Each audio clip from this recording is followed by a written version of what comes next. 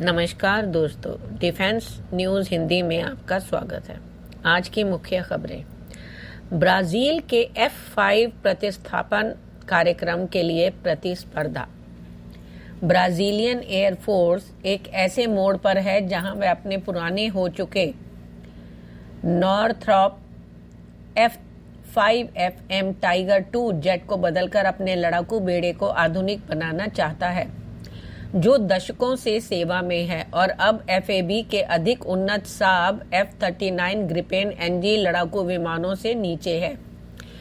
इस आकर्षक अनुबंध को हासिल करने के लिए पाकिस्तान ने अपने JF-17 ब्लॉक 3 लड़ाकू विमान की पेशकश की है, जो चीन के साथ सह विकसित एक हल्का बहुउद्देशीय विमान है।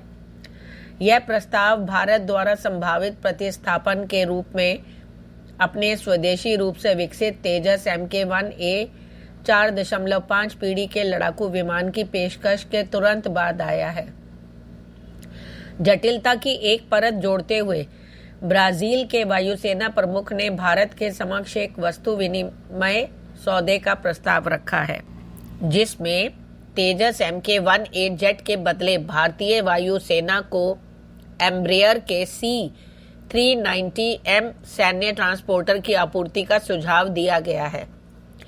जैसा कि ब्राजील अपने विकल्पों पर विचार कर रहा है, JF-17 ब्लॉक 3 और तेजस MK-1A के बीच प्रतिस्पर्धा न केवल तकनीकी और परिचालन संबंधी विचारों को उजागर करती है, बल्कि रणनीतिक और भू राजनीतिक गतिशीलता को भी उजागर करती है। अगला, वायुसेना स्थानीय रूप से निर्मित इजेक्शन सीट चाहती है। रक्षा विनिर्माण में भारत की आत्मनिर्भरता को बढ़ाने के लिए एक ऐतिहासिक कदम उठाते हुए भारतीय वायुसेना ने लड़ाकू विमानों के लिए स्वदेशी इजेक्शन सीट के विकास को प्राथमिकता वाले क्षेत्र के रूप में चिन्हित किया है तथा निजी क्षेत्र की कंपनियों को इस कार्य में अग्रणी भूमिका के लिए आमंत्रित किया है। इजेक्शन सीटें पायलट के लिए बहुत ही महत्वपूर्ण जीवन रेखा हैं, जिन्हें चरम परिस्थितियों में क्षतिग्रस्त विमान से सुरक्षित रूप से बाहर निकलने के लिए डिजाइन किया गया है। IAF वर्तमान में कई लड़ाकू विमानों का संचालन करता है, जिसमें Su-30 MKI, मिराज 2000, राफेल, तेजस और आगामी एमका शामिल हैं, जिनमें से कई मार्टिन बेकर UK या ज़्वेज़दा रूस जैसे निर्माताओं से आयातित इजेक्शन सीटों पर निर्भर है। हालांकि ये प्रणालियां सिद्ध हैं, लेकिन उनकी खरीद में उच्च लागत, लंबी आपूर्ति श्रृंखलाएं और संभावित भू राजनीतिक कमजोरियां शामिल हैं। स्वदेशी समाधान के लिए IAF का प्रयास इन चुनौतियों का समाधान करना है, साथ ही तकनीक को भारत की अनूठी परिचालन आवश्यकताओं के अनुरूप बनना है। अगला, तेजस के प्रतिस्थापन की मांग बढ़ी। भारतीय वायुसेना एक बार फिर अपने पुराने हो रहे जगुआर स्ट्राइक विमान बेड़े को बनाए रखने की कठोर वास्तविकताओं से जुड़ रहा है, क्योंकि 2025 में लगातार 2 दुर्घटनाओं ने जेट की विश्वसनीयता पर चिंताएं फिर से जगा दी हैं। सबसे हालिया घटना 2 अप्रैल को गुजरात के जामनगर के पास हुई, जहां एक ट्विन सीटर जगुआर एक गंभीर तकनीकी खराबी के कारण दुर्घटनाग्रस्त हो गया, जिसमें फ्लाइट लेफ्टिनेंट सिद्धार्थ यादव की मौत हो गई। यह साल की शुरुआत में हरियाणा के पंचकुला के पास एक और घटना के बाद हुआ है, जो एक ऐसे प्लेटफॉर्म को संचालित करने की चुनौतियों को रेखांकित करता है, जो वैश्विक स्तर पर अपने समकक्षों से अधिक समय तक जीवित रहा है। जगुआर के सबसे लंबे समय तक सेवा देने वाले ऑपरेटरों के रूप में फ्रांसीसी और ब्रिटिश वायु सेनाओं द्वारा वर्षों पहले सेवानिवृत्त हुए भारतीय वायुसेना को तेजस MK-1A और MK-2 जैसे आधुनिक विकल्पों पर स्विच करने के लिए बढ़ते दबाव का सामना करना पड़ रहा है। 1979 में शमशेर नाम से पेश किया गया जगुआर भारतीय वायुसेना की गहरी पैठ वाली स्ट्राइक क्षमता का आधार रहा है, जिसके 6 स्क्वाड्रन में अभी भी लगभग 80 विमान परिचालन में है। निम्न स्तरीय उच्च गति वाले जमीनी हमले मिशनों के लिए डिजाइन किए गए इस जेट ने भारत को सटीक हमलों से लेकर समुद्री अभियानों तक की भूमिकाओं में अच्छी सेवा दी है।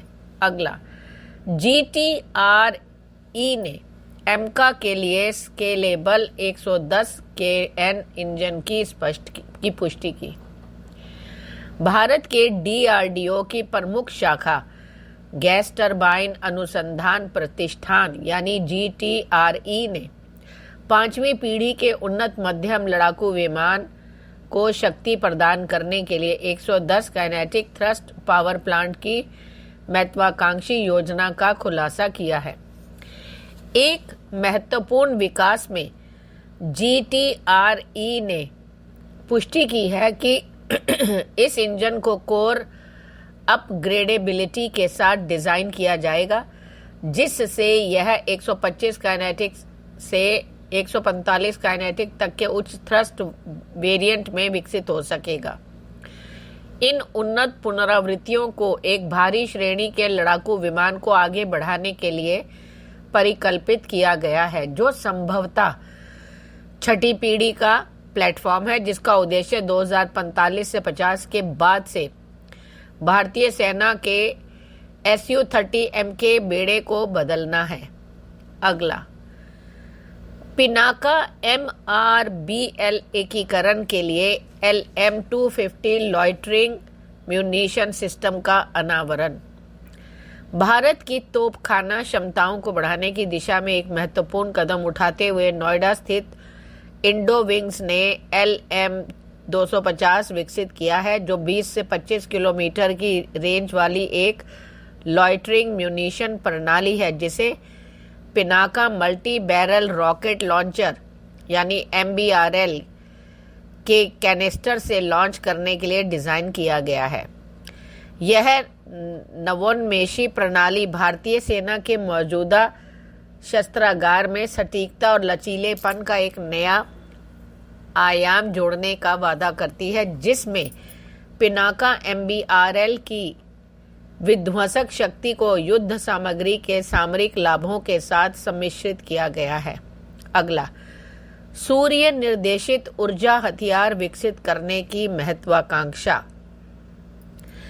रक्षा अनुसंधान एवं विकास संगठन यानी DRDO ने एक अभूतपूर्व घोषणा में 2027 तक 300 किलोवाट के सूर्य निर्देशित ऊर्जा हथियार DEW को विकसित करने और प्रदर्शित करने की अपनी योजना का खुलासा किया है, जो अगली पीढ़ी की रक्षा प्रौद्योगिकी की दिशा में भारत की दिशा में एक महत्वपूर्ण कदम है।